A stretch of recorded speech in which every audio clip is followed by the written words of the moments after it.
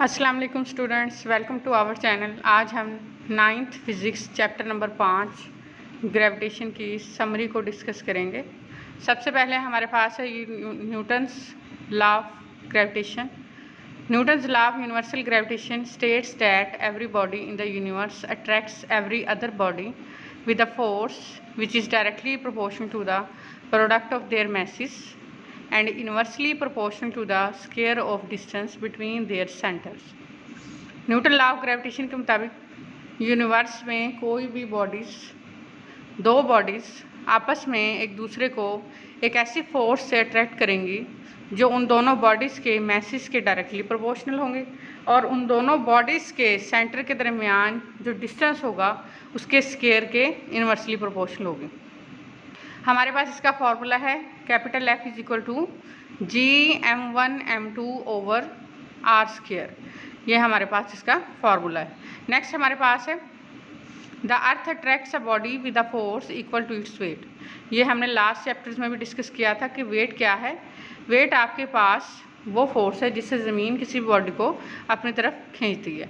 अब आपके पास लिखा हुआ है कि ज़मीन किसी बॉडी को जिस फोर्स से अपनी तरफ खींचती है वो उस वज़न के बराबर होगी, उस बॉडी के वज़न के बराबर होगी। नेक्स्ट हमारे पास है it is assume that a gravitational field exist all around the अर्थ। ये फ़र्ज़ किया जाता है कि ग्रेविटेशनल फील्ड ज़मीन पे हर तरफ मौजूद है due to gravitational force of attraction of the earth. क्यों? क्योंकि हमारे पास ज़मीन हर जिस्म को अपनी तरफ एक ख़ास फोर्स से खींचती है, जिस वजह से ग्रेविटेशनल फील्ड ज़मीन पे हर जगह एग्जिस्ट करती है। नेक्स्ट हमारे पास है in the gravitational field of the earth the gravitation force per unit mass is called gravitational field strength of the अर्थ। हमारे पास स्मॉल g को डिफाइन किया गया है ग्रेविटेशनल फील्ड स्ट्रेंथ को। हमारे पास ग्रेविटेशनल फील्ड स्ट्रेंथ अर्थ पे क्या है? वो फोर्स जो ज़मीन यूनिट मास के ऊपर लगाती है वो आपके पास ग्रेविटेशनल फील्ड स्ट्रेंथ कहलाएगी। आपके पास फार्मूला है F is equal to mg। यहाँ से अब आप जब g को निकालेंगे तो g इज़ इक्वल टू आएगा आपके पास F ओवर m। तो यहाँ पर आपके पास यूनिट मास के ऊपर जो फोर्स लगेगी आपके पास वो आपके पास ग्रेविटेशनल फील्ड स्ट्रेंथ कहलाएगी। ग्रेविटेशनल फील्ड स्ट्रेंथ को g से लिखा जाता है। अब यहाँ पर आपके पास उसकी वैल्यू है 10 न्यूटन पर kg near the surface of the अर्थ। ज़मीन के करीब स्मॉल g की वैल्यू आपके पास है 10 न्यूटन पर kg। नेक्स्ट हमारे पास ग्रेविटेशनल एक्सेलरेशन का फॉर्मूला निकाला गया है g is equal to capital G me over R square. यहाँ पर आपके पास कैपिटल G ग्रेविटेशनल कांस्टेंट है, me आपके पास मास ऑफ द अर्थ है, r आपके पास रेडियस ऑफ द अर्थ है। नेक्स्ट आपके पास मास ऑफ द अर्थ का फॉर्मूला है me is equal to R square g over g। यहाँ पर आपके पास मास ऑफ द अर्थ आपके पास चैप्टर में इसके फार्मूले की डेरिवेशन दी गई है। g at an altitude h।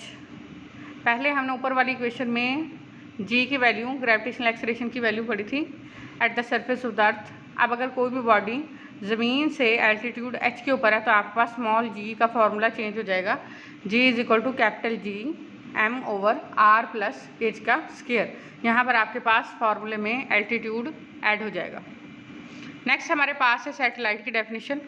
An object that revolves around a planet is called a satellite. कोई भी ऑब्जेक्ट जो किसी भी प्लैनेट के अराउंड रिवॉल्व करेगा, गर्दिश करेगा, वो आपके पास सैटेलाइट कहलाएगा। नेक्स्ट आपके पास है the moon revolves around the earth, so moon is a natural satellite of the अर्थ। दूसरे नंबर पे आपके पास चांद ज़मीन के गिर्द गर्दिश करता है, इसलिए चांद जो है वो ज़मीन का कुदरती सैटेलाइट है। Scientist have sent many objects into space. साइंसदानों ने बहुत सारे ऑब्जेक्ट जो है वो स्पेस में भेजे हैं। Some of these objects revolve around the earth. उनमें से कुछ ऑब्जेक्ट ज़मीन के गिर्द गर्दिश करते हैं। These are called artificial satellite. Artificial satellite को मैन मेड सैटेलाइट भी कहते हैं, वो सैटेलाइट जो इंसानों ने बनाए हैं।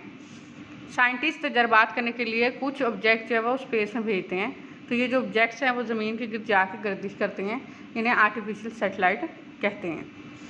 Orbital velocity v0 is equal to square root g h r plus h।